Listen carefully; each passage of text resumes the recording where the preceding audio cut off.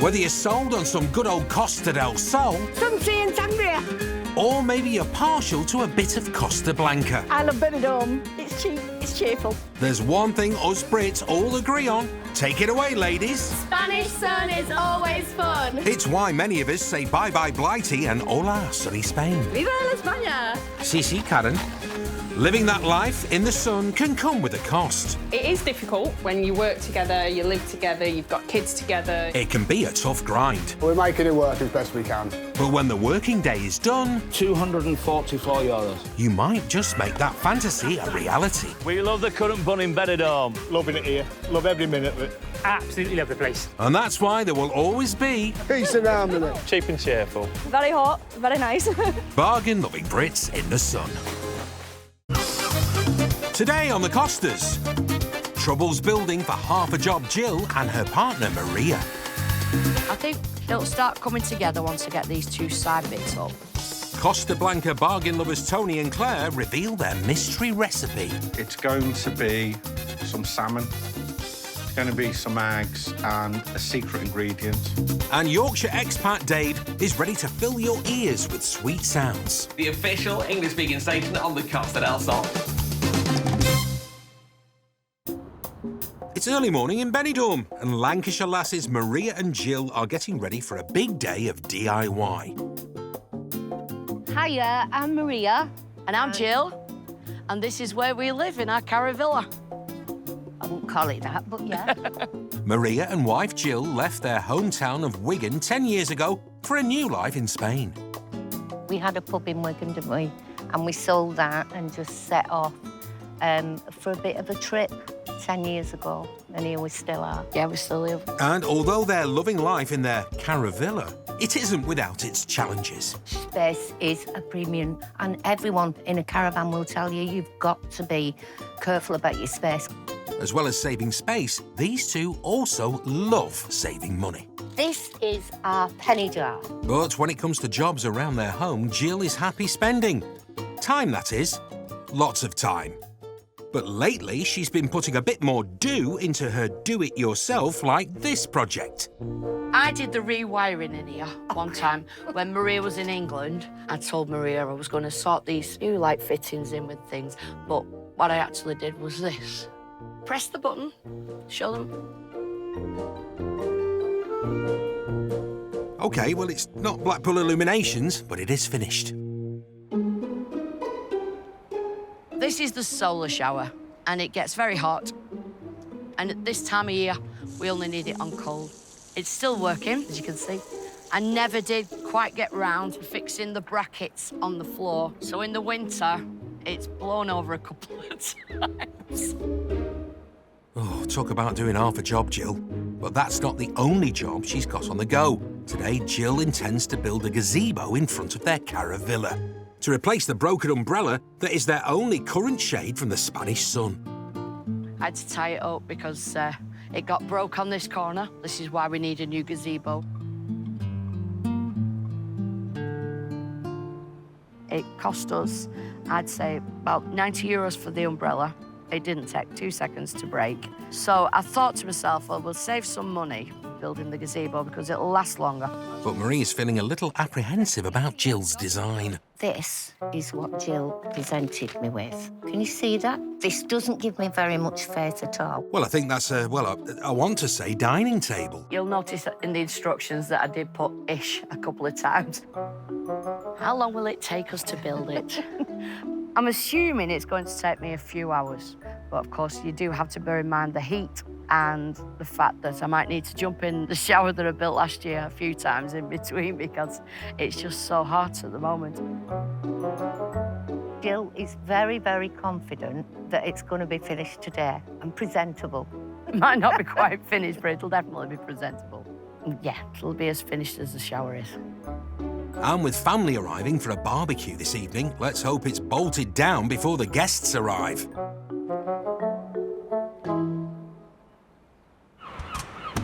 Us Brits in Spain have a soft spot when it comes to the local cats and dogs.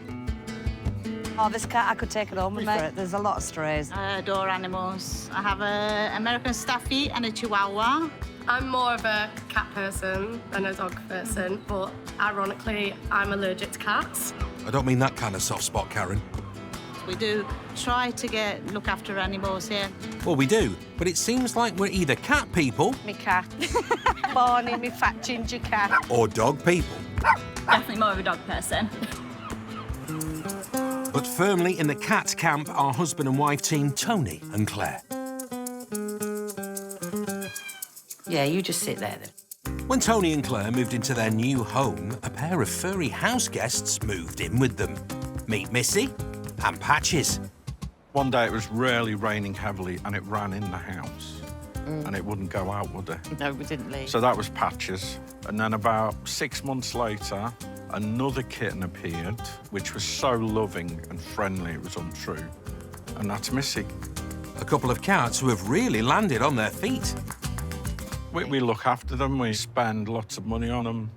We know our food bill, just for the cats, is approximately €150 a month. That's obscene. I know it is. Which is why today, Tony's on a penny-pinching mission to make his own cat food for this adorably expensive duo. This is how much tuna we buy every 2 weeks for the cats. So if we can make something cheaper and wean them off it a little bit, it might be more economical. So what I'm going to do today is going to make some kitty salmon patties. I've got a recipe offline, which apparently all the cats love. It's going to be some salmon, it's going to be some eggs, and a secret ingredient. Salmon and eggs, that's not cat food, Tony, that's brunch. The fish market's the cheapest place to buy fish. Sound thinking, Tony. I'm going to say to them, can I have €40 worth of salmon, please? You love salmon, don't you? Yeah, I do, yeah. OK, if the cats don't eat it, you can have it. You can swing for that one, love. I'm not eating cat food. Well, let's try it on the cats before Claire, eh? Gracias. Gracias. Thank you. It's not very much here, really. With the salmon in the bag, it's on to the local English food market to find the rest of the ingredients for Tony's kitty salmon patties, including that mysterious secret ingredient. Ooh, special offers. I hope it's not beer. No one needs a drunk cat on their hands. Ooh, box of Twix. How many Twix Mars are there? bars. That's £5.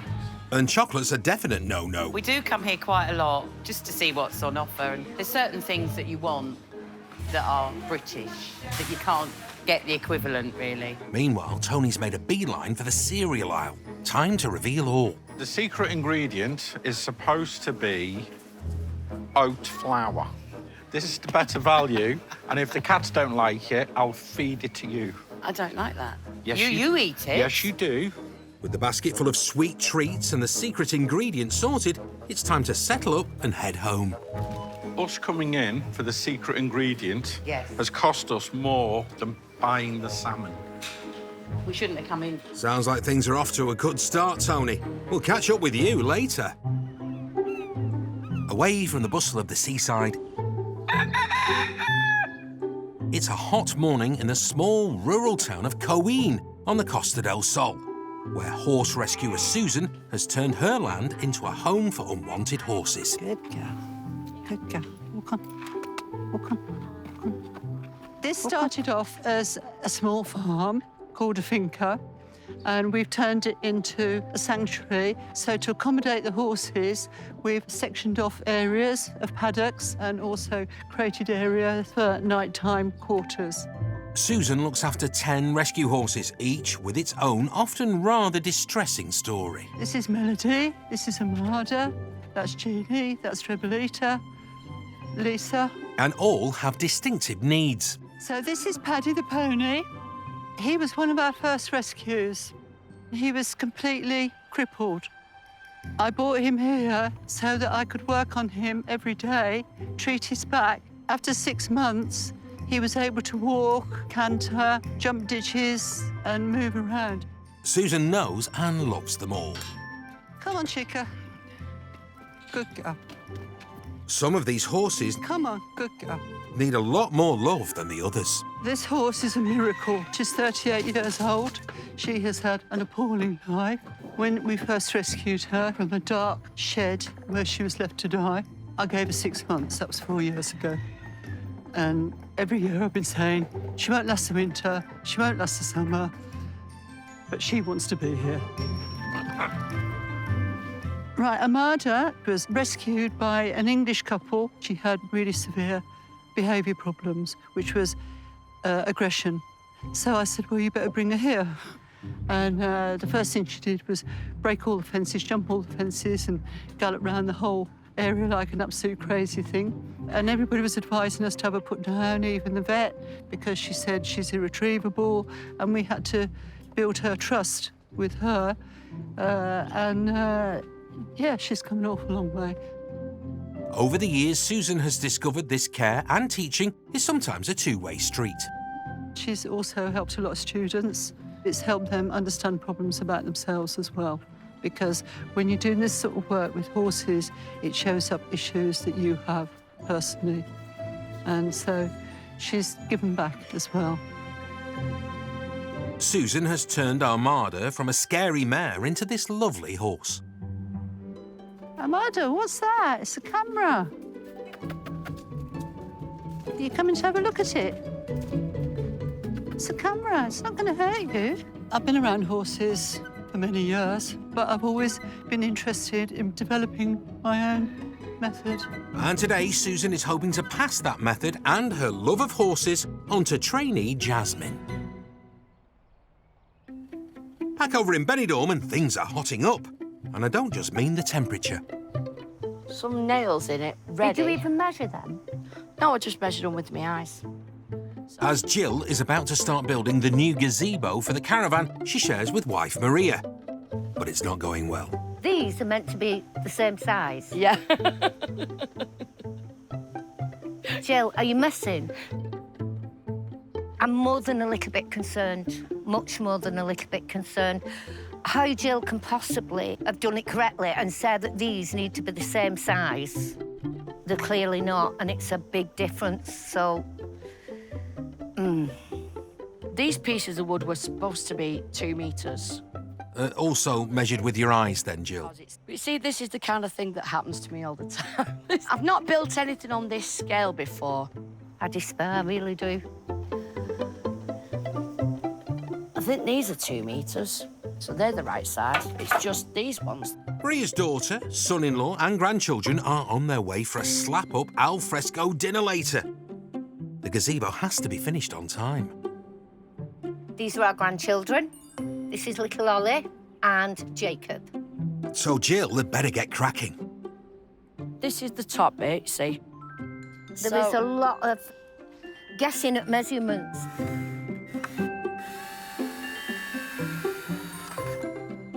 On the diagram, I could kind of see how it would come together, but it's nothing like this. I think it'll start coming together once I get these 2 side bits up. But Maria still isn't convinced. So we've got literally 2 hours before people arrive, and I just haven't seen any progress. The pressure's really on now. That looks about right to me. Oh, well, the bits fell out. It looks like half a job Jill has half a job drill. Obviously, I'm a bit of a rookie with the drill.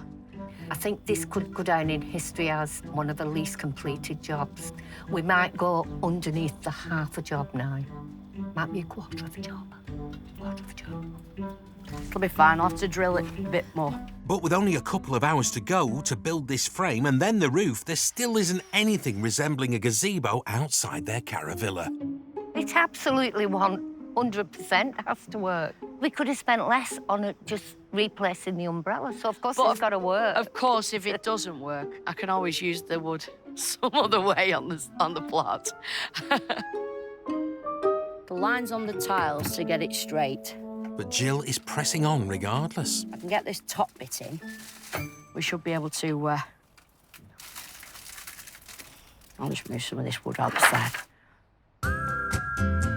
Back in Puerto de Mazaron, Tony and Claire are back at home with their ingredients. They're making homemade cat food, yes, you heard me, for their adopted cats, Patches and Missy. Oh, yes. Oh, look, red shorts. I could wear this on the beach. You think you look like David Hasselhoff? Well, What can I say?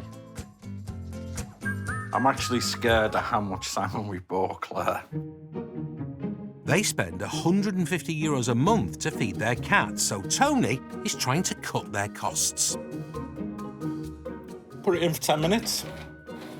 I genuinely have no idea how many patties we're going to get. So it could either be an expensive flop or we could wean the cats off the tuna.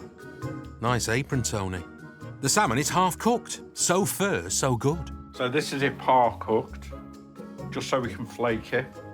And then we can start adding the other ingredients. We'll make the patties. To be honest with you, this smells gorgeous. You quite often have these harebrained schemes, don't you, dear? They're only harebrained if you don't work. Case in point. Have you got measurements? Well, originally, obviously. So you're doing this by trial and error?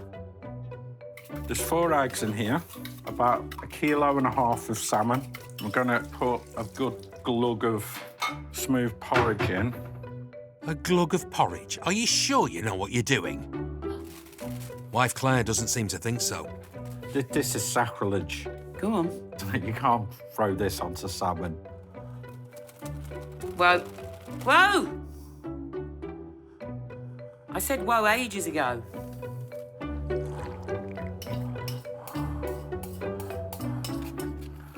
Why are you stirring with a knife? Because I didn't have a spoon in my hand. Tiny bit more. What we're going to do something called a test batch first, Claire. I'm going to test 2, and then we'll see how they turn out. Even though Tony is pressing on with his homemade cat food, he's starting to wonder if it's all worth it. Claire? Yeah? You do realise that what we've bought today, Yeah? it's cost us €42. That would be 30 tins of tuna, which... So, if I've added it up right, today's homemade cat food needs to make at least 31 tins worth to save them any money. I'm going to have to try one first just to make sure it's cooked. And that's if the cats even like it. And Tony dives right in. What's good for the goose is good for the gander, or kitty in this case. It's really nice. Needs seasoning.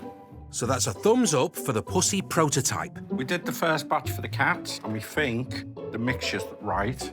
So on that basis, I'm going to make a second batch. Let's hope Patches and Missy enjoy them as much as you, Tony. You know what they say, do a job you love and you'll never work a day in your life. And that's exactly what Dave James found out when he moved over to the Costas to work at local radio station Global FM. Can I get you anything to drink? Liz, could I just get a coffee, please? White coffee? Yes, please, thank you. Dave relocated to Spain 8 years ago, and he lives with his girlfriend in Fuengirola. And today, he's busy getting ready for this afternoon's show. My name's Dave James. I'm a radio presenter on Global Radio, an expat English-speaking station on the Costa Del Sol. You say radio presenter, but is it okay to call you DJ Dave? Right now, I'm just going through the music that I'll be playing this afternoon, building in some features, sorting out the daily quiz question, and looking at what's happening in local news, what's going on in showbiz news around the world, so that we can build that into the show as well. And Dave loves to hear from his listeners who share with him the experience of life as an expat on the Costas. I'd love to say when I'm out and about that people recognise my voice, and wow, it's him off the radio. It never happens.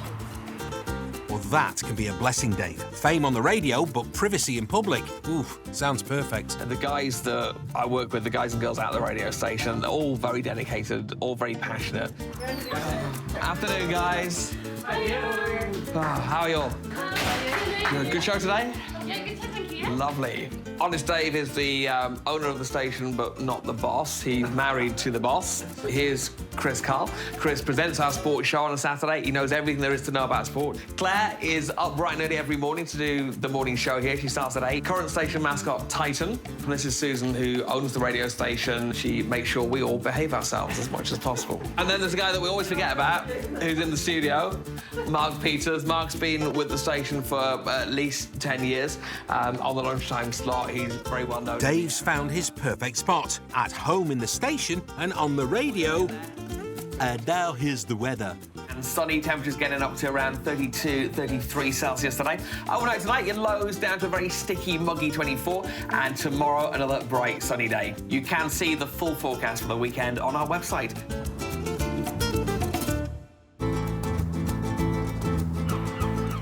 For some folk living on the Costas, a caravan on a campsite is an ideal place to settle down.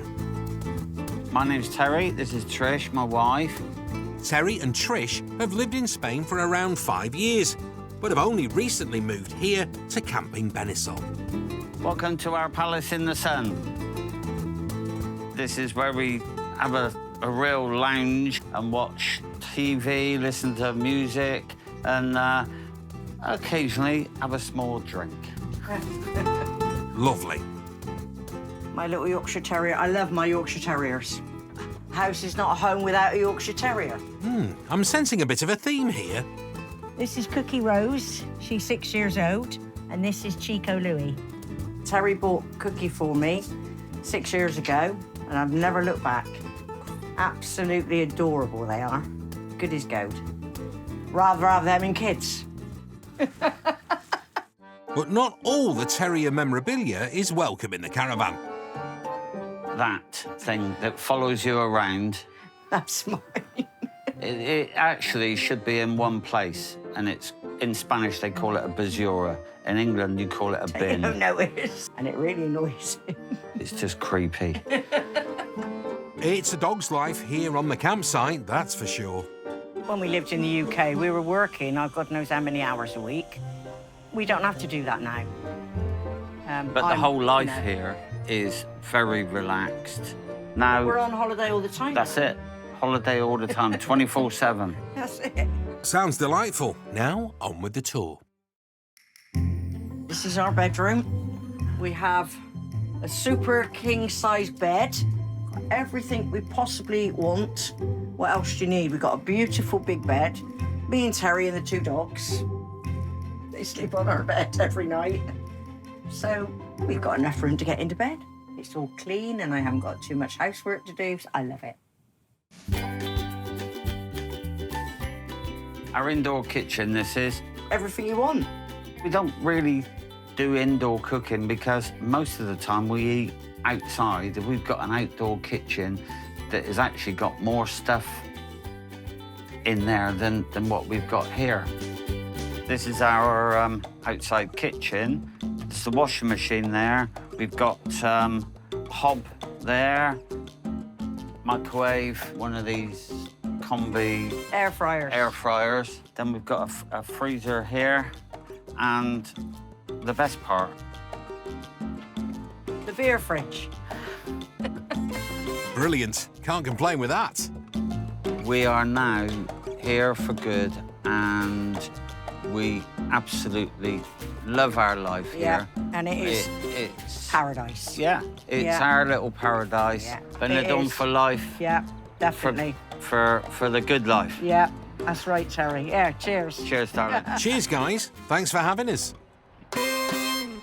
Back in Malaga, and DJ Dave is about to hit the airwaves. I'll see you guys in a bit. Okay, have a good one. It's time to hand over to Dave James. Have a wonderful afternoon. See you tomorrow. Nice, have a good one, mate. You too. I'll see you later. Cheers. And he slips seamlessly into doing what he loves the most. My thanks to Mark Peters for the More Music Lunch. I'm Dave James. It is 9 minutes past 2. And today, I'm doing the show live between 2 and 6, playing the hits, chatting about some things that are relevant to the local area, the local community. There's a new tourist attraction coming to Benidorm Madness soon, one of those great big wheels, which should be quite exciting for the area. Fantastic new music from Pink that is called Irrelevant. The station targets the expat community on the Costa del Sol, but not just Brits. Anybody that speaks English will hopefully be listening to us. The expat community here from the UK are used to a certain style of radio. You don't want to be too different or too far removed. And this afternoon's half too hard one. The Pope has it, but doesn't use it. Your father had it, and your mother probably took it. Nuns probably had it at some point, but no longer use it. So what could it be? Hang on, Dave. Give me a minute while I work that one out. Well, the answer, a surname. Well, it's obvious now you've told us the answer, and Dave seems to have all the answers for his own life too. I find financially in Spain, your money goes a lot further than it does back in the UK. And even if it didn't, the sun shines and you can't put a price on that. And he's Can't say fairer than that, Dave. fantastic. Hope you've had a fantastic afternoon here on the Costa del Sol and looking forward to a beautiful evening.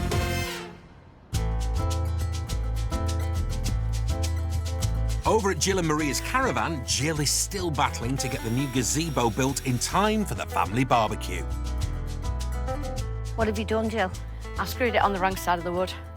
But Jill is determined to finish the job to keep wife Maria happy and lose her nickname, Half a Job Jill. I'm actually optimistic because I can see a shape of sorts, but I think the mistakes will only be, like, really visible once we start to put it together. It's all on a wing and a prayer. Just as Jill's getting into her groove, there's yet another setback. We've got a slight split on that one, but it's okay. Yeah, as long as Maria doesn't see it, we'll be okay. So hopefully we should be cooking with gas. Well, Maria is. There's a barbecue to prepare. Just gonna fry off some onions. Okay, Maria, so we're ready for putting the three things up, but it's just so that... Yeah, that'll do. Right. So I'm thinking... Weight it against Stop that. it, Val, yeah, like that. Yeah. Right, and then we'll do the same for the other side with the other ladders. Oh, well, little things, little things. Do you want me to get the things, the metal things? Yeah. Right, I'll hold this. Right, You get me a screwdriver and two of the smaller screws off that bit, off that seat. So I need to screw that on this side. That was a bit of a gust of wind, Oh, wasn't it? my gosh. Oh, can you hold that like for a couple of hours?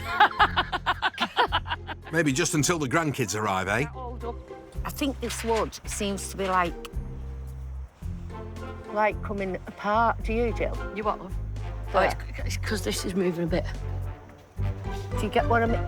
I do feel like I'm clinging on for dear life. We're wobbling a bit. Yeah, it's very, very precarious. Watch your fingers. Right. So I'm going to put the front on this bit here, and then we'll just have the one side to put on then. Yeah. No hands.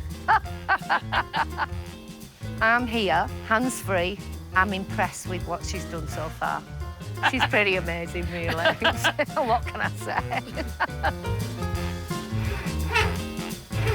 While the gazebo might be all stand and no wobble, at this rate it might not be done on time, so Jill and Maria have called in a pair of capable hands. Son-in-law, Chris.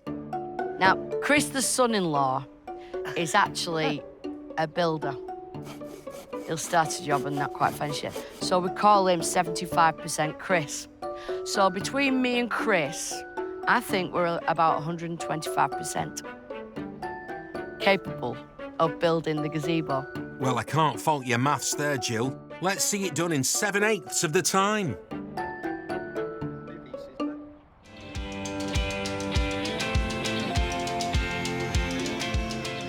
But if you put the covers on, then I'll put them in the order.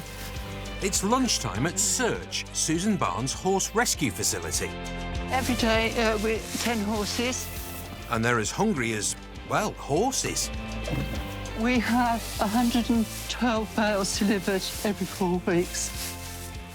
So they've always got access to food. And a strict feeding schedule is something that's essential for the horses' rehabilitation. It's very important the horses have a regular routine. It's just that they've had such traumatised lives that they never knew where the next meal was coming from. So they always need to know, this is what's happening, that's where my food is. Makes them feel secure. Every part of the day is part of Susan's therapy programme. Benji, out of the way. Out of the way. Well, we came here 22 years ago. My husband, unfortunately, died last year. People didn't expect me to carry on. But as far as I was concerned, it was do or die. I had no choice. Susan's positive energy about her own life clearly translates into her care and love for her horses. They are herd animals, but they're also social animals, and they also bond to humans. And you can actually get an incredible bond with a horse, which is what our training rehabilitation and connection does and achieves. And this afternoon, Susan has plans to pass on the training and the responsibility. But what I hope to establish in the future is a charity that's well established, and to have the right people around me so that the property is bequeathed to the charity. So I'm hoping that it will carry on for many years, saving animals and as a legacy. And after lunch, friend and young student Jasmine arrives for her first training session in over a year. Jasmine I've known since she was very young, and we're very close. My mum was super friends with Sue and stuff, and I stayed here for a couple of months to help with the horses and stuff, without having no idea of horses, but I got through. Jasmine. Hiya. How you been? I'm good, how are you? She's a great person to have here to help, and the horses like her, and her energy radiates, and the horses and the animals pick up on that. Yep. At this rate, yeah. Getting all this attention, eh? Today, Jasmine is helping out with Jeannie, a horse Susan rescued from slaughter when she was pregnant. Not only did we save her, but we saved her foal. So she now has got a purpose in life because of all the students that have been here. She has helped them not only in the training with horses, but also within themselves to understand their own problems. Susan is keen to pass on her techniques to Jasmine, which rely on a two-way communication method she calls connection training. So if you carry on holding and groom a bit of a body, and I'll start on the tail. Okay. Right, so that's... Body brush. So the connection training works on connecting with the horse, building their trust, and asking them to work with you as opposed to for you without using force. Just basically based on love. I love animals, and they're not like humans. They can't ask for help. So knowing that you're helping them and they're grateful for it and they're loyal to you, it makes you feel good about yourself. Jasmine hasn't been in the ring for a year, and she only... How many lessons did you have with me? It was only a couple, I think. Yeah, it was only a couple. She's only ever had a couple of lessons with me anyway, so she's done very well. Now it's time for Jasmine to see if this good start to the day brings all that training flooding back. Patches. Come on, sweeties. Over in Puerto de Mazaron, Tony's bargain cat food replacement is finally ready. And it's time for a taste test. I'm not going to touch it, Ollie. It's not looking good, Tony. Oh, look, Missy's coming out. Come on, girls. No. Oh, girlies. Come on, sweeties. Did you eat it all, Claire? I haven't even touched it. I can guarantee these two are not going to eat this. So it's tinned tuna 1, home-cooked salmon oatcakes 0. I think whatever we gave them, they wouldn't eat unless it was tuna. Kitty cakes. Kitty cake. Well, at least now you know, Tony. But it would have been better to know before you spent €42 on salmon. So, with Tony and Claire's pampered pair not interested in his handmade fare, Claire's off to find other cats who might not be so choosy. So now I'm going to go to give the feral cats some food. It would be so funny if the feral cats didn't eat it either. I don't think Tony will be laughing, Claire. The reason it's under the table is to stop the seagulls getting it. But if Gary turns up, this beautiful big grey Tom, if he turns up, then I will bring his food out to him. So, our cats aren't eating it. So, the ferals, I don't know, probably 2 days' worth. 2 days of food for each feral. We'll see what the street cats think of it later. A short while later, and the verdict is in. So let's go round. Oh, yeah. Empty bowl. Empty bowl. Licked, there was a pattern on that. There was, yeah. Empty bowl, licked clean. Well, somebody likes them. The homemade cat food's a feral hit, isn't it? Yeah. All the street cats like it. Our cats won't eat it, but our cats are too posh. They're too fussy. But Tony and Claire still have to decide what to feed their own cats for dinner. We ought to buy them tinned salmon. Oh, yes. Perhaps they might like tinned salmon. So instead of paying 90 cents a euro, I've now got to pay €4 a tin. I ain't doing that. Don't worry, Missy. I'm sure you'll have the perfect tea. It's been a while since you've done this, isn't it? Yes. In the heat of the long Spanish afternoon, horse-whispering apprentice Jasmine is finding out if her skills meet the approval of her mentor, Susan. Now you've done that, I remember. I had a flashback. And that you know that if she doesn't walk on, you just use that left hand to do that. Jasmine has been volunteering with us for some time. She hasn't got any horse experience background, but she's learnt, and she's learnt really quick. First thing we do is grooming. Because this is the first contact with the horse. Horses enjoy it, and it's good for them. I'm going to apply some healing cream. Like yourself, when you get bitten, it itches. So they scratch and they rub. Some horses are more sensitive than others. Some horses, it doesn't bother them at all. Like people, just like people. And Jasmine is straight into it with Jeannie. It's powerful how you can change the perception of the animal just with love and trust. Susan believes that what she calls connection training is key to rehabilitating her poorly horses. There we go. We're doing it. Halt. Halt. OK, yeah. Oh, she was absolutely petrified of any sort of touch. You couldn't touch her at all. If she saw your hand approach, she'd shy away. We had to have her actually sedated by the vet to get her feet done. That's her badge. Walk on. Walk on. That's it. Walk There on. we go. That's it. Now ask her to... Halt. More or less. OK, and again. And these two seem to be making a really strong connection. OK. Walk on. And now... Any voice? Halt. Under Susan's watchful eye. And again. Walk on. Walk on. Walk on. Energy. Come on. Left hand. Left hand. Left hand. Left hand. Left hand. No. Left hand behind. Left hand. That's it. Go on. Yes. Walk on. Walk on. That's it. Walk There on. we go. That's it. And ask her to halt. Halt. I can see that she really helps the animals, and she helps them improve so much to the extent that they're just happy. Walk on. There we go.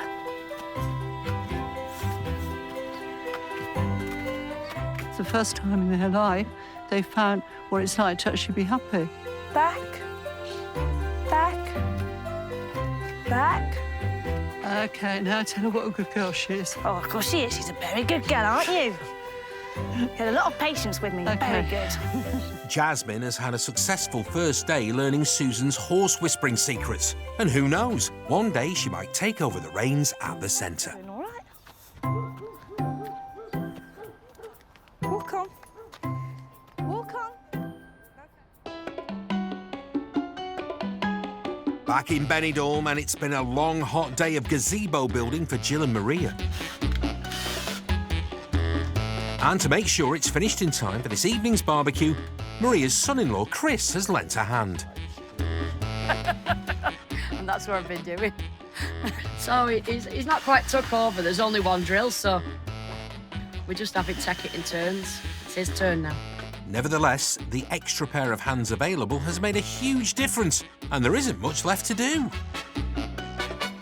Our part's nearly done now, Jill. 2 more pieces and we can put our feet up. Smashing. Get the beers in first, though. Oh, thank you. Excellent timing to finish up as the family have just arrived.